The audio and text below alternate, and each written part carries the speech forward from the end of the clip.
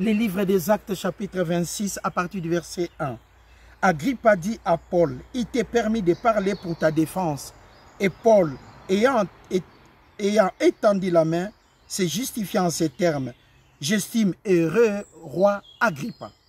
Si nous regardons cela, Paul avait eu les problèmes à Jérusalem. Et les tribuns avaient décidé d'envoyer Paul chez Félix à Césarée. Quand il est arrivé à Césarée, Félix devait aussi prendre congé de son poste et ce dernier a été remplacé par le gouverneur Festus. Et Agrippa était de voyage pour rendre visite aussi à Festus et lui, il a parlé de Paul pour expliquer que j'ai un prisonnier ici, que les Juifs m'ont amené, mais je ne vois pas où est le problème là-dessus. Et Festus lui-même a expliqué c'était des problèmes de loi ou de la religion. Voilà pourquoi nous allons regarder cet enseignement pour avoir l'idée des problèmes qu'on peut faire face dans la vie. Mais il y a une chose qu'on ne peut pas oublier. Si vous avez Dieu avec vous, si vous avez Dieu dans votre trajectoire, si vous avez papa dans votre vie, vous avez le droit de mettre la main dans la boîte à gâteaux et retirer la paix, retirer la croyance, retirer la confiance, retirer l'abondance, retirer la réussite, retirer la santé, retirer la forme resplendissante et retirer la conviction qui est la base de recevoir tout en tout et pour tout.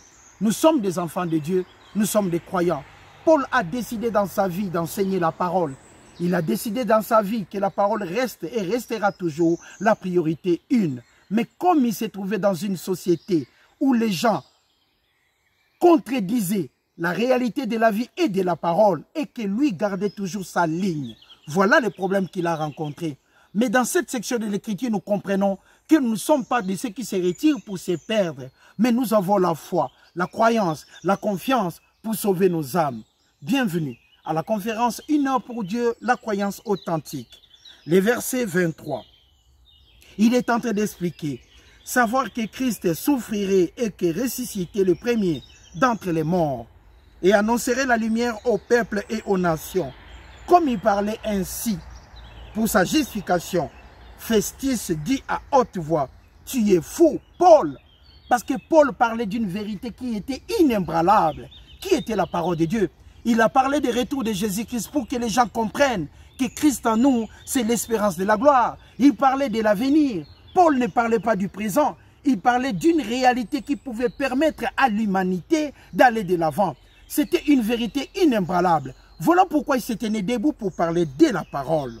Le verset 25. « Je ne suis point fou, très excellent Festus, répliqua Paul. Ce sont au contraire des paroles de vérité et de bon sens que je prononce. Le roi est instruit de ces choses et je lui en parle librement, car je suis persuadé qu'il en ignore aucune, puisque ce n'est pas en cachette que se sont passées. » Et Paul m'en a dit au roi Agrippa, « Crois-tu au prophète ?» Roi Agrippa, je sais que tu crois. Regardez l'apôtre Paul, à chaque occasion favorable ou non, il était capable d'enseigner la parole. Il ne se retirait pas. Il n'était pas là pour plaire aux gens, pour plaire aux hommes. Mais le but de Paul, c'était d'enseigner Jésus-Christ ressuscité. C'était d'enseigner Jésus-Christ victorieux. C'était d'enseigner Jésus-Christ victorieux sur la croix pour permettre aujourd'hui que vous et moi, nous soyons dans cette administration de la grâce qui est Christ en nous, l'espérance de la gloire. Le chef de l'Église est Jésus-Christ et le corps de Christ représente le corps des croyants. Nous sommes là avec conviction que la parole de Dieu nous accompagnera dans toutes les circonstances. Regardons un peu pour comprendre. Et verset 29. Agrippa dit à Paul, « Tu vas bientôt me persuader de devenir chrétien. » Et Paul répondit, « Que ce soit bientôt ou que ce soit tard, plaise à Dieu que non seulement toi, mais encore tous ceux qui m'écoutent aujourd'hui, vous deveniez tel que je suis, à l'exception de ces liens. » Il était arrêté à cause de la parole. Il était accusé à cause de la parole. Mais c'est comme ça la vie. C'est comme ça dans la vie. Il s'est investi pour que la parole de Dieu aille de l'avant. Il s'est investi parce que Dieu devait l'accompagner. Mais les gens qui étaient contre lui, ils l'ont amené devant la justice et il était bloqué. Même dans le tribunal, même dans le Sanhédrin, Paul était capable de ne jamais arrêter d'enseigner la parole. Regardons maintenant le chapitre 27. Maintenant, les rois et les gouverneurs, Bérénice et tous ceux qui étaient assis avec eux, se levèrent et en se retirant. Ils se disaient les uns aux autres, cet homme n'a rien fait du mal pour mériter la mort ou la prison. Et Agrippa maintenant dit au gouverneur, cet homme pouvait être relâché s'il n'en eût pas appelé à César. Il en a appelé à César parce que les gens ont monté de pièges pour tuer Paul. Et Paul a appelé à César. Chapitre 27, les livres des Actes. C'est comme ça la vie. C'est comme ça la vie. Il y a d'autres situations compliquées qui sont tellement inexpliquées dans la vie. Ça nous pousse même à se retirer. Mais nous ne sommes pas de ceux qui se retirent pour se perdre. Mais nous avons la confiance, nous avons la croyance que Dieu est tellement bon. Chapitre 27. Les livres des Actes, chapitre 27. Que Dieu vous bénisse. Lorsque maintenant il fut décidé que nous embarquions pour l'Italie, on remit Paul et quelques autres prisonniers à un centenier. Et le centenier de la cohorte d'Auguste s'appelait Julius. C'est lui maintenant qui devait conduire Paul jusqu'à Rome. Parce que Paul en a appelé à César. Paul a dit que je devais être jugé chez l'empereur. Je devais me rendre à Rome, la grande instance, pour qu'on m'écoute là-bas. Ce n'était pas la volonté de Dieu que Paul puisse monter à Jérusalem. Mais le but de Paul, c'était que la parole de Dieu soit connue. Il devait parler de la vérité. Et la vérité nous affranchira. Il était sûr et certain que la parole de Dieu était claire. Il était sûr et certain que Dieu n'abandonne jamais ses enfants. Et Paul devait enseigner la parole. Il n'a regardé ni à gauche ni à droite. Il n'a pas regardé ses cousins pour avoir honte. Il n'a pas regardé ses neveux pour avoir honte. La vérité restera toujours la vérité qui est la parole de Dieu. Et Paul s'éleva pour se rendre où? À Rome, être jugé chez l'empereur. Il en a appelé à César parce que tout le monde cherchait à le tuer. On cherchait à tuer Paul, non pas parce qu'il avait de l'argent, mais on voulait tuer Paul parce qu'il parlait de la vérité. Vous avez la capacité de tuer l'enseignant, mais vous n'aurez jamais la capacité de détruire la parole de Dieu. Vous avez la capacité de souhaiter du mal en l'enseignant, mais vous n'aurez jamais la capacité de détruire la vérité qui est la parole de Dieu. De Genèse 1:1 en Apocalypse 22:21. Nous sommes des hommes sur la terre, chacun a son point de vue. Mais le seul point de vue qui tient la ligne, qui garde la trajectoire, restera toujours la parole de Dieu. La parole de Dieu est incomparable aujourd'hui, demain, le lendemain, parce que l'homme a son point de vue, mais le point de vue de Dieu restera toujours au-dessus. Paul face à Festus, Paul face au roi Agrippa, et Paul face à la réalité de la vie. Les gens qui les condamnaient pour rien, il était tellement innocent. Maintenant, Paul, entre les mains de Julius, le chef des centeniers. Nous montâmes sur un navire d'Adramite qui devait côtoyer l'Asie et nous partîmes ayant pour nous Aristarque, macédonien de Thessalonique. Les jours suivants, nous abordâmes à Sidon. Sidon, nous parlons du Liban. Et Julius, le chef des centeniers, qui traitait Paul avec bienveillance parce qu'il avait compris que cet homme était innocent. Mais comme les gens voulaient tout simplement le condamner, c'est comme ça la vie. Mais lui, il avait un cœur pour comprendre. Il traita Paul avec bienveillance. Lui permit même d'aller chez ses amis et de recevoir leurs soins. Parti de là, nous longeâmes l'île de Chypre parce que les vents étaient tout simplement contraires. Et là, maintenant, c'était le départ pour se rendre à Rome. Que Dieu vous bénisse, mesdames et messieurs. Quand nous regardons la vie, quand nous regardons d'autres réalités, on peut se poser tellement de questions. Il y a des pays où les gens pour manger c'est difficile. Mais il y en a aussi des pays, quand vous arrivez, vous devez manger facilement. C'est comme ça la vie. Il y a des gens qui ont besoin de quelque chose qu'ils ne trouveront jamais. Ou soit ils ne trouvent pas. Mais il y en a d'autres qui en ont, mais ils ne savent pas s'en servir. C'est comme ça la vie. Il y a des gens qui demandent du pain, on leur donne de l'eau. Il y a des autres qui demandent de l'eau, on leur donne du pain. Il y a des gens qui cherchent du travail, on leur envoie au chômage. Et il y a des gens qui sont au chômage, qui cherchent du travail. C'est comme ça la vie. Mais la seule chose de tous les temps restera toujours la parole de Dieu. Il y a un temps pour se plaindre, mais il y a un temps de gloire qui viendra. C'est le retour de notre Seigneur et Sauveur Jésus-Christ. Paul, lui-même, face à la réalité de la vie. Je peux même vous parler de Paul autrement. Regardons en 2 Timothée chapitre 4. 2 Timothée chapitre 4. Car pour moi, je sers des libations et les moments de mon départ approchent. J'ai combattu les bons combats tout seul, face au gouverneur, tout seul face au roi, tout seul face aux Judéens qui voulaient tout simplement me tuer. J'ai combattu les bons combats en enseignant la parole. J'ai achevé la course. J'ai gardé la foi. Désormais, la couronne de justice m'est réservée. Le Seigneur, le juge, me la donnera dans ces jours-là. Et non seulement à moi, mais encore à tous ceux qui auront aimé son avènement. Je viens au plus tôt vers vous, car Démas, Paul a reconnu même les gens qui l'ont détruit, car Démas m'a abandonné par amour pour ces siècles. Il est parti pour Thessalonique et il a abandonné Paul. C'est la réalité, c'est comme ça la vie. Un homme de Dieu peut souffrir. Un serviteur de Dieu peut souffrir dans sa vie. Mais la parole de Dieu nous dit que nous pouvons glisser, mais nous ne tomberons jamais parce que Christ en nous, c'est l'espérance de la gloire. Si vous échouez en premier lieu, ne vous arrêtez pas. Vous avez l'occasion pour deuxième fois. Si vous échouez pour la deuxième fois, ne vous arrêtez jamais. Vous avez encore l'occasion pour la troisième. Et si vous arrêtez, vous êtes perdant. Mais si vous continuez de croire, vous devez vous lever pour agir. Nous sommes des croyants. Nous agissons parce que Christ en nous, c'est l'espérance de la gloire. Paul qui a enseigné la parole de l'Asie jusqu'en Israël, partout pour que la parole de Dieu soit connue. Mais il s'est retrouvé dans des situations impossibles. Voilà lui-même, il est en train de dire, Démas m'a abandonné par amour pour ces siècles. Il a même abandonné Paul. Verset 11. Luc seul est avec moi. Prends Marc et amène-les avec toi, car il m'est utile pour les ministères. J'ai envoyé Tychis à Éphèse. Quand tu viendras, apporte les manteaux que j'ai laissés à Troas chez Carpus et les livres, surtout les parchemins. Alexandre, Paul a reconnu les gens qui l'ont détruit. C'est comme ça la vie. Le verbe aimer, le vrai sens du verbe aimer n'existe que dans la parole de Dieu. Dans la parole de Dieu. Les gens que nous prétendons que celle-là même, ou celui-là même beaucoup, c'est notre point de vue. Mais le véritable sens du verbe aimer n'existe que dans la parole de Dieu.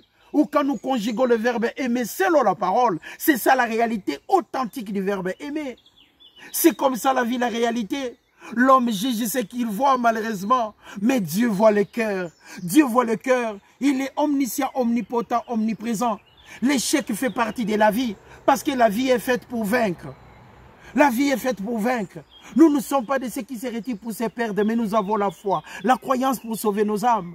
Paul est tenté de partir à Rome devant César. Il devait justifier sa cause. Et quelle était la cause de Paul? C'était une cause noble qui était d'enseigner la parole. Que 1000 tombent à gauche, d'enseigner la parole. Que 1000 tombent à droite, d'enseigner la parole. Que les gens soient contre lui ou pour lui. Le but de Paul, c'était d'enseigner la parole avec joie et simplicité de cœur. C'est comme ça la vie.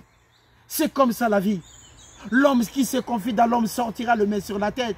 Mais Paul était sûr, il s'est confié à Dieu. Regardons ce que Paul disait encore.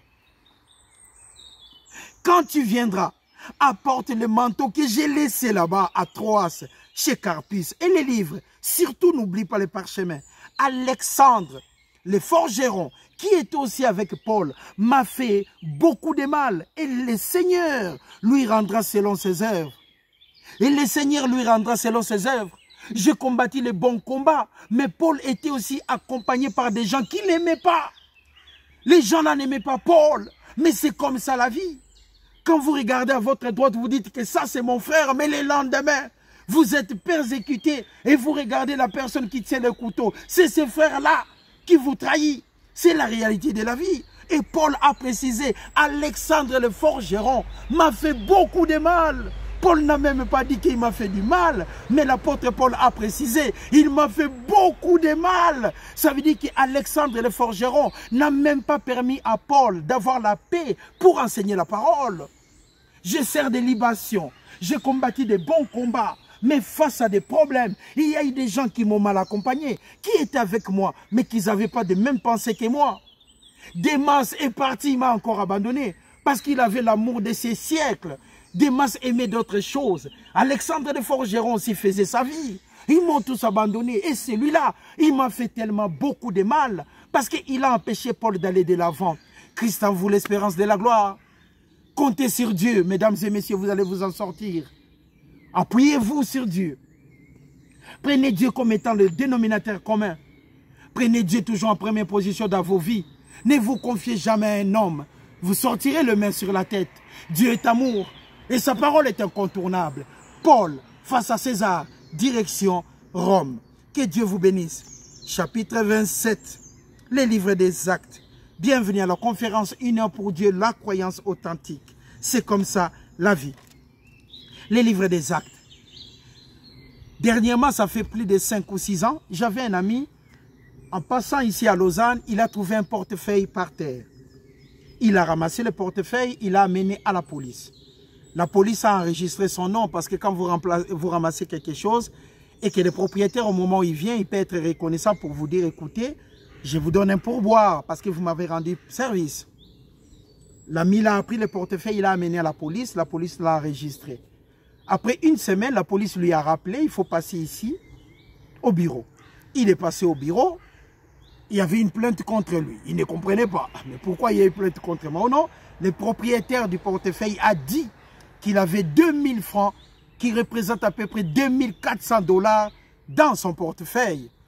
Donc la personne qui devait voler ça, c'était toi qui l'avais amené à la police. Il a dû rembourser 2400 $ pour un bienfait.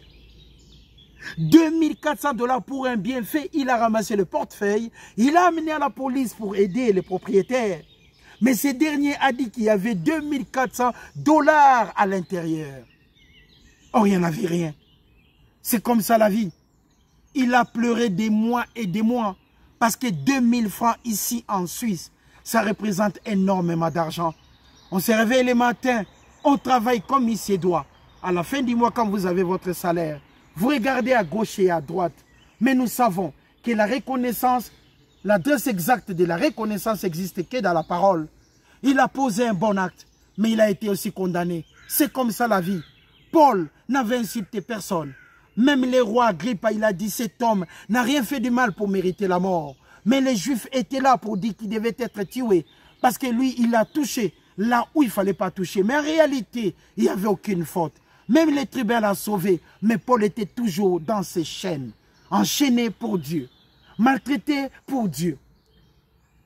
Il a reçu des sarcasmes pour Dieu. Continuons. Pour comprendre comment Paul avançait. À partir du verset 34, je vous invite donc à prendre de la nourriture. Ils étaient tellement fatigués pour se rendre à Rome. Car cela est nécessaire. Et votre salut. Et il ne se perdra pas un cheveu de la tête d'aucun de vous. Même s'il y a eu des problèmes pendant leur navigation. Mais Paul a dit par prophétie. Il était tellement sûr de Dieu que Dieu l'accompagnerait jusqu'à Rome. Il a dit à tout le monde. Il y a des accidents et tout. Mais personne ne perdra sa vie avec moi. Verset 35. Et ainsi parlé, il prit du pain. Et après avoir rendu grâce à Dieu devant tous, il les rompit et il s'est mis à manger. Et tous reprenant courage mangèrent aussi. Nous étions dans les navires, 276 personnes. 276 personnes en tout. Quand ils allégèrent, quand ils eurent mangé suffisamment, ils allégèrent les navires en jetant du blé à la mer, pour permettre que la navigation soit bonne. C'était un moment pénible pour Paul. Mais n'oublions pas, les centeniers étaient là. Julius, lui, il aimait beaucoup l'apôtre Paul. Verset 38, 39. Lorsque le jour fut venu, ils ne connurent point la terre, mais ayant aperçu un golfe avec une plage, ils se solurent d'y pousser les navires. Et s'ils le pouvaient, verset 40, ils délièrent les ancres pour les laisser aller dans la mer. Ils relâchèrent en même temps les attaches du vernail. C'était une situation compliquée. Ils devaient atteindre le Malte. Maintenant, pour arriver de Malte, la navigation n'était pas bonne. Paul a dit à Julius ainsi que les commandants des navires, ne partons pas maintenant, mais ils ne l'ont pas écouté. Ils ont eu des problèmes énormes, mais Paul a tellement participé pour leur permettre d'être en paix, direction Rome. Ainsi va la vie. Nous tendons vers la fin dans la vie. On est né, par exemple, on a 0 mois. Aujourd'hui, on a de l'âge. Et nous avançons pour quitter la terre. Mais une seule chose que vous ne devez pas oublier, que Christ en vous, c'est l'espérance de la gloire.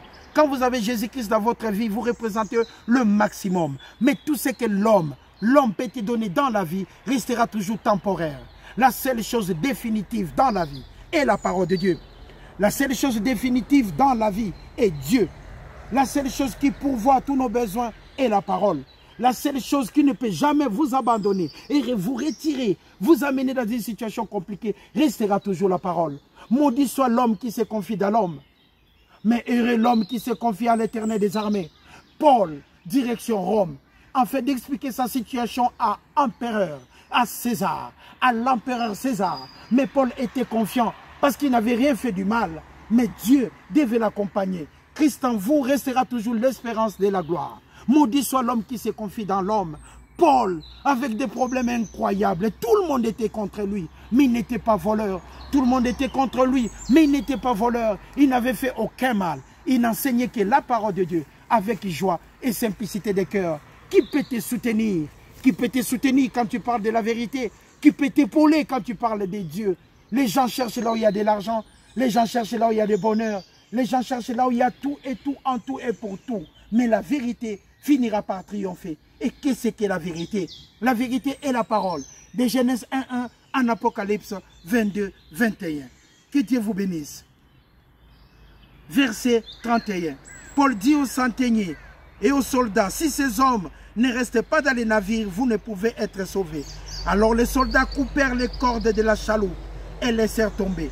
Avant que le jour parût, Paul exhorta tout le monde à prendre de la nourriture. Il est devenu le commandant même dans ce bateau.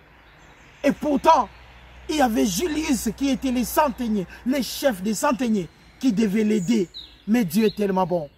Dans chaque circonstance, rendons toujours gloire à Dieu. Nous devenons chefs là où nous étions des prisonniers. Nous devenons des riches là où on nous a jugés des pauvres. Nous serons en bonne santé là les gens croient que nous sommes malades. Nous serons victorieux là où les gens croient que nous sommes en train de perdre. Nous sortirons plus que vainqueurs là où les gens pensent que nous avons perdu le combat. Parce que nous combattons le bon combat qui est vrai. Le combat de la parole de Dieu. Continuons pour comprendre encore l'exactitude de la parole. À partir du verset 41. Mais ils rencontrèrent une langue de terre où ils firent échouer les navires et la proue. S'étant engagés, restant immobiles tandis que la poupe s'est brisée par la violence. C'était un voyage le plus pénible. Les soldats maintenant firent d'avis de tuer les prisonniers, de peur que quelqu'un d'eux ne s'échappât à la nage. Mais les centeniers qui voulaient sauver Paul, Julius, il empêcha d'exécuter ses desseins, ordonna à ceux qui savaient nager de se jeter le premier dans l'eau pour gagner la terre. Regardez comme Dieu nous sauve toujours. Il y a des moments où nous sommes tellement ignorants dans la vie. On peut se confier à quelqu'un, on est tellement ignorant dans la vie. On est tellement ignorant, mais c'est la voie de la mort. Mais Dieu ne nous abandonne pas. Quand les soldats ont dit de tuer tous les prisonniers, à cause de l'accident, les prisonniers pouvaient s'échapper à la nage. Mais Julius a dit, ne faites pas ceci. Pourquoi? C'était à cause de Paul. Dans chaque situation, n'oublions pas, mesdames et messieurs, Dieu est toujours avec nous. Et quand nous avons Dieu avec nous, nous formons la majorité. Que Dieu vous bénisse abondamment. C'était là l'arrivée de Paul à Rome. Regardons maintenant le chapitre 28 pour comprendre ce que Paul était devenu là-bas. Que Dieu vous bénisse. Incroyable. Et à la fin, nous voyons Paul, quand il est arrivé à Rome, demeurant 2 ans entiers dans une maison qu'il avait louée, il recevait tous ceux qui voulaient écouter la parole, prêchant encore, même à Rome, prêchant encore le royaume de Dieu en enseignant à ce qui concerne le Seigneur Jésus-Christ en toute liberté et sans obstacle. On s'arrête là. Ainsi va la vie. C'est comme ça la vie. Que Dieu vous bénisse abondamment. En titre de rappel, c'était le désir de Paul de se rendre à Jérusalem pour enseigner et rendre gloire à Dieu, pour adorer l'Éternel au temple à Jérusalem. Il a connu des tumultes à Éphèse et son nom était circulé partout, que Paul enseignait des choses contre Moïse. Et quand il est arrivé à Jérusalem, le peuple se sont attaqués à lui et les tribuns étaient intervenus pour l'arrêter. Il a demandé à Paul qui il était. Paul a dit que j'étais juif. Il s'est défendu. Les centeniers voulaient taper Paul. Et Paul a dit que je suis romain. Et on a envoyé Paul chez Félix. Arrivé chez Félix, Félix a dit, je ne peux pas prendre ma position sur cette situation si Ananias ne venait pas déposer plainte. Ananias est venu déposer plainte. Ils ont expliqué ce que Paul faisait du mal. Il s'est défendu. Après, le gouverneur Félix devait quitter son poste. Festus est venu. Lui aussi, par peur des Juifs, il a expliqué la situation chez le roi Agrippa. Et le roi Agrippa aussi a dit que ce dernier n'a commis aucun mal. Mais comme il en a appelé à César pour éviter d'être tué par les Juifs, il devait se rendre là-bas. Et Paul est parti jusqu'à Rome. Mais Dieu a dit à Paul, je serai avec toi et tu vas parler de moi à Rome. Et c'est ça ce que Paul a réalisé. C'était des moments difficiles, mais c'est comme ça la vie. Croyez-moi, mesdames et messieurs, devant chaque situation, la seule chose, seule erreur à ne pas commettre, c'est de se retirer. Parce que Dieu est tellement bon. Je vous souhaite un bon dimanche avec joie et simplicité de cœur. C'était là, c'est comme ça la vie. Avec Dieu, nous formons la majorité. Bon dimanche, merci et au revoir.